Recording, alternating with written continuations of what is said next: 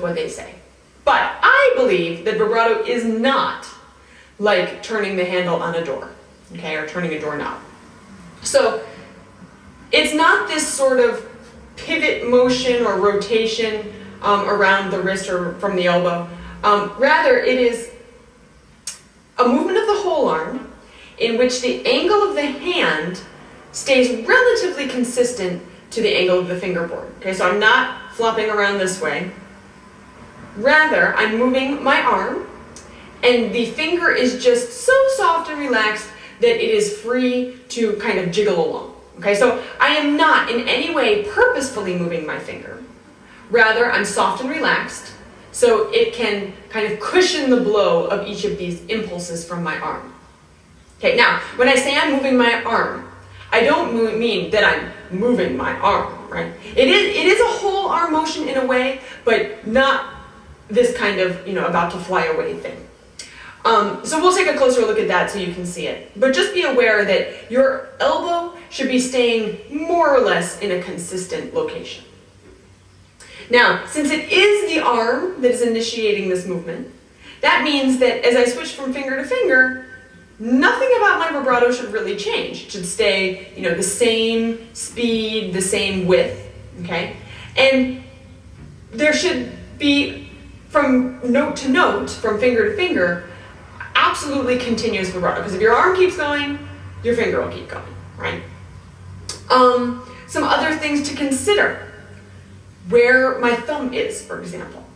My thumb, you'll see it in a second closer up, but I just want you to know that it is most certainly not squeezing, okay? Because if your thumb is squeezing, again, this kind of thing might start to happen to you.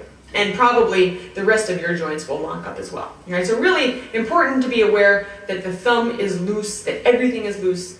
And let me just adjust my angle so you can see what this looks like up close. Okay, so from this angle, I think you can see best how my whole arm is indeed moving, but it is not moving uniformly like this. All right, what happens is I'm opening from the elbow just a little bit, and that causes this sort of counterbalance in my upper arm.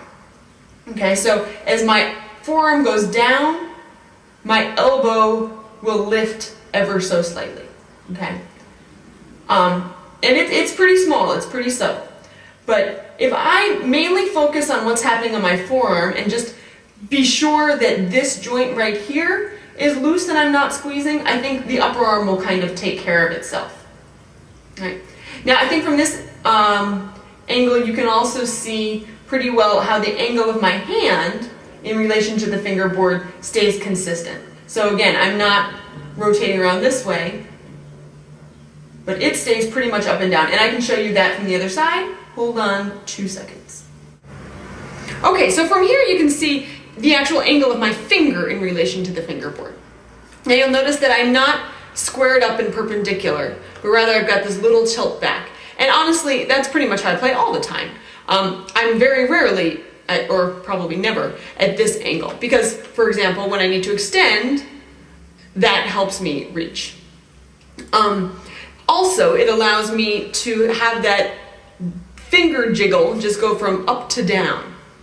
Okay, so you'll notice what my thumb is doing here, that it's kind of moving along too, right? Now I could keep it rooted while I'm vibrating on any single finger. I don't think there's really any need to, but certainly when I change from finger to finger, my thumb is going to have to move to rebalance the hand. So for example, when you first started learning to play, your teacher probably said thumb goes behind second finger. And that was true then. But now you are a vibrating cellist, and thumb is going to need to adjust depending on what finger you're on. Okay, so for example, here I am on first finger, and my thumb is more or less behind first. Here I am on second finger, and my thumb is more or less behind second. Third and fourth, probably it won't get all the way down there because that's just not so comfortable, but it will at least give you some sense of being balanced there rather than hanging out back here somewhere. Also, I want to point out that with fourth finger, since fourth finger is my smallest, weakest finger, often I will vibrate 3 and 4 together, okay, because that just gives 4 a little extra support. You can certainly do that with the other fingers as well, though I don't necessarily think it's necessary. But definitely 3 and 4 can work well as a team. All right, one more angle I want to show. Oh no, before I do, want to point out what the rest of my fingers are doing. So pretty much my hand is in this blob formation, which is perfect. Now, if you notice that the rest of your fingers are splayed out like this, including if your thumb is out somewhere strange, then that's a sure sign that you must be holding a little bit of tension here and there. All right, so you want whatever finger you're vibrating on, the rest of your fingers are gonna just blob around it. Okay? So not this, not this, not this, this. All right? One last angle to show you. Okay, so I think from this angle it's easiest to see that movement within the finger, which you'll recall I'm not really doing on purpose. I'm not making it do it. It's just soft so it can do it. But basically when my hand comes back, then my finger elongates, and as my hand comes down, my finger compresses in on itself a little bit. So I've got like long, short, long, short, long, short, long, short, that kind of thing. All right, and again, that was this thing that I showed you, with my finger being flexible in all those different places. Okay, so on the fingerboard, that's what it looks like. One last thing I wanted to say. What was it? I remembered what the other thing I wanted to say was. Basically, just that the vibrato impulse is not a down, up, down, up, down, up kind of thing. Rather, it's a down, up, down, up, down, up, down, up. So it's almost, you can think of it like a bouncing a ball kind of rebound effect. It just springs back, okay? And that is important because otherwise it becomes very cumbersome. Okay, so ba-dum, ba-dum, ba-dum, ba-dum. And just put a bunch of those together and you've got a lovely vibrato. So as you start working on your vibrato, please realize that it is going to be a process. It probably won't just magically happen in a day. So be patient with yourself. Check out the other videos that I'm going to be making with different exercises. I think you might find those to be helpful.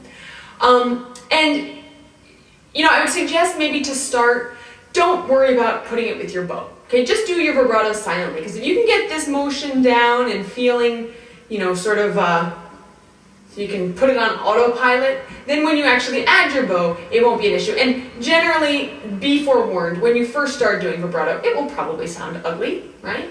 So that's why if we just don't bother doing it with the bow until we've really kind of got the motion down, that can eliminate the frustration aspect a little bit.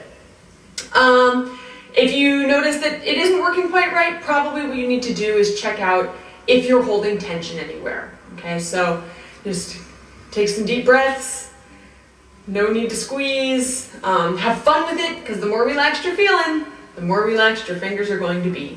Okay, and good luck!